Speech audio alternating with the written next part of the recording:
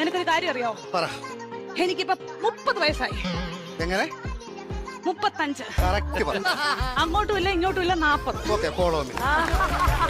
പറഞ്ഞോ. ഞാൻ 10ാം ക്ലാസ്സിൽ പഠിച്ചപ്പോ 10ാം ക്ലാസ്സിൽ എങ്ങനെ ഇരുന്നപ്പോ പറഞ്ഞോ കേക്കാം. എനിക്കൊരു പ്രേമം ഉണ്ടായിരുന്നു. ഒന്നോ ബാക്കിയോ? സീരിയസ് ആയിട്ട് ഒന്നുണ്ടായിരുന്നു. ആരാത്? ലോലം പിപി. ലോലം പിപിയോ? ലോലം പിപി അല്ല, ലോലം പിപി. ഈ ലോലം പിപിയുടെ കാര്യം സംസാരിക്കല്ലേ കേട്ടോ. ലോലം പിപി അവളെ.